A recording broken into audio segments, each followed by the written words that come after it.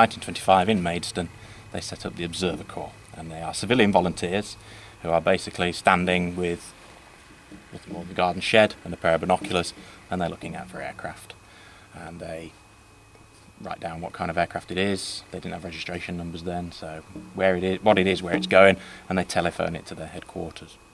Battle of Britain is where they really come into their own, and we've got radar by then, but it's very clunky and it's very mechanical and it breaks down a lot. So really they're relying on the Observer Corps to plot and identify incoming enemy aircraft. King George VI bestowed the title Royal upon them. But then the Russians did something in 1952 which changed everything. They launched a nuclear missile towards Siberia from the Ukraine, and the distance it went was equivalent to the same distance this way to this country. But we suddenly realised now we could be attacked and destroyed without a soldier picking up a gun, without a pilot getting in a plane, without a sailor sailing a ship. And there was a very real threat of total destruction. And we had an organisation in place. They simply needed to change a role, and that was the Royal Observer Corps.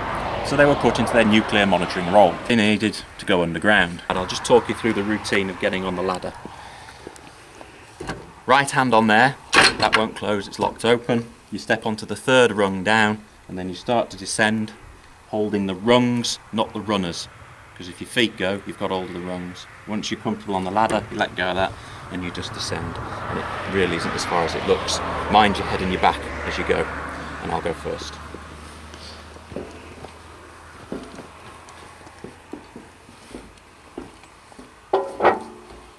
See why you have to mind your back now, because your fat bottom rubs on the gear at the back.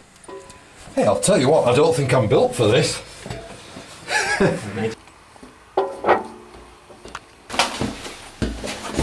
My name's David Jenkinson, and I'm a 20th century conflict historian, which means I study conflicts in which Britain was involved, starting with the Spanish Civil War, 1936, through to the end of the Cold War in 1996. That led to an interest in the Royal Observer Corps, which led on from an interest in the Second World War, and particularly their nuclear reporting role. So as part of that, I started exploring the nuclear monitoring posts, which are dotted all over the country, and I came up with the idea of restoring one. It had been done before, but never in the north of England. The biggest job here was to reinstate the mound on top of the post, because that had been removed to free up farmland. And that was going to be quite expensive until I mentioned it to the landowner, and he said, well, actually I've got a load you can have. So we had a day in May 2009 and we reinstated the mound. In July of 2009 we opened for the public every other Sunday, and we've tried to open every other Sunday since, weather permitting it. Made up of 3 rooms.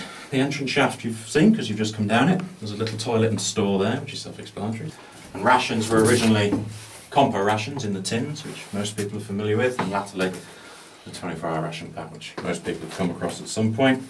That's menu D, corned beef hash, soup, pork casserole, and various biscuits and powdered drinks and what have you. It's kitted out as it would have been. All the paperwork is absolutely authentic and was sourced from ex-corps members, as none of it is made up or photocopies. Everything you see is original, all the equipment. Tommy cookers here they are issued with, army petrol cooker which they had. If you light it down here you don't breathe. Instructions state that all cooking has to be done at the bottom of the shaft with the lid open. And the dotted lines represent the clusters. The purple line represents 20 Group York, hence the number 20 on the sleeve. There's 23 Group Durham, there's Carlisle, Preston, Shrewsbury, Coventry, Lincoln, the surrounding groups.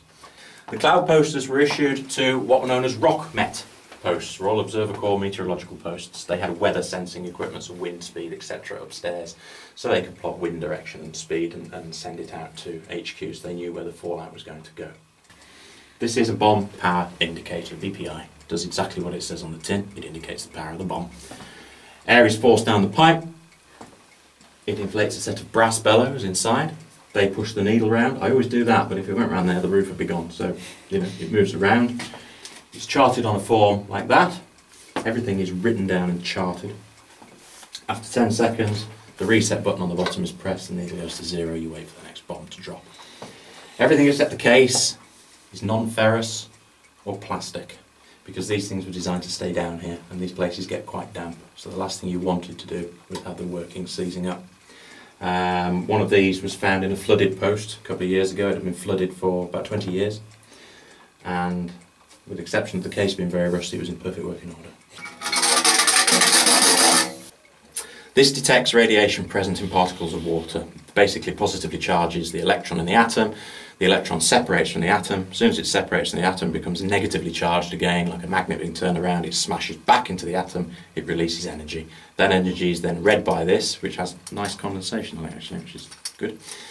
It's read by this and scaled up to give you rotogens per hour, which is the amount of radiation present in a square metre. The post is vented purely to fresh air. There's no mechanical ventilation system whatsoever in here. When you knew things were going to get hot, you would close the blast doors there, in the toilet and at the top of the hatch. Be enough air in here to last you until things had settled down. You would then open the blast doors again. The access hatch acts like a chimney, and air is forced through and it vents. Carrier receiver, connected to carrier receiver stations all over the country, places like fire stations, TA centres, hospitals, town halls. And this would have a reassurance tone, which would be just a beep, like a heart monitor. And it would beep, beep, beep. And that's your reassurance tone, that's how you know it's working. You'd get your first warning through this, and when things were starting to get hot, it would start to beat faster, it would then start to squeal. You'd then get a voice down it saying, attack warning red, which means we'd been hit. The big irony of this is it's got an off switch. So, you know, really shouldn't be able to turn that off, but they could. Communication between posts and with HQ was via this, the British Telecom Teletalk. The PDP, the Post Display Plotter in the HQ, would hear a beep in her headset. I say that because they were normally women, very rarely men. And then you'd hit transmit and you would communicate. And very, very strict voice procedures. Ordinarily, they would work by that light. It seems quite dim, but your eyes soon adjust to it.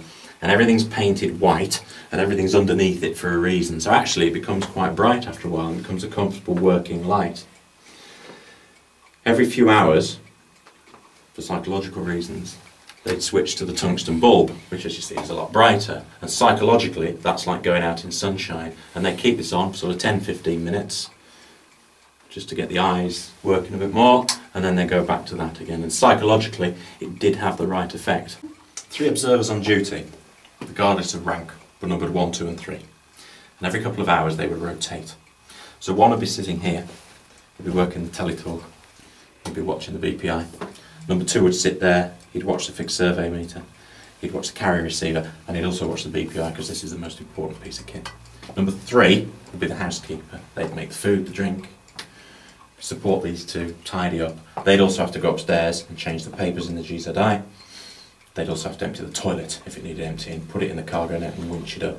Every couple of hours they rotated, so number 1 would come out of his position, grab 10, 15, 20 minutes sleep as much as he could.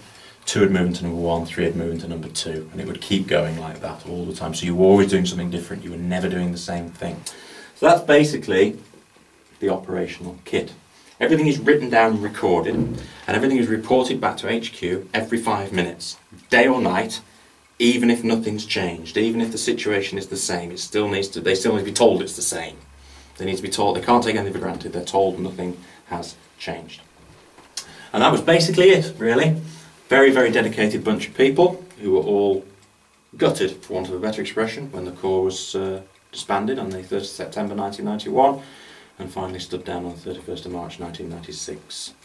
They still meet every month, the groups, the Royal Observer Corps Association. They get together for socials, they have trips out, and they are lifelong friends. They were bonded by a dedication to this because they were volunteers, they weren't paid, and they were willing to leave their families in the event of the worst happening. Good heavens. It was fascinating. One thing we are short of is volunteers. We maintain it, so if anybody is interested in volunteering, please get in touch and we can give you a uniform and train you up, and you can get involved as much or as little as you please. And you'll safe journey back. See you later. Take care. Bye. Bye.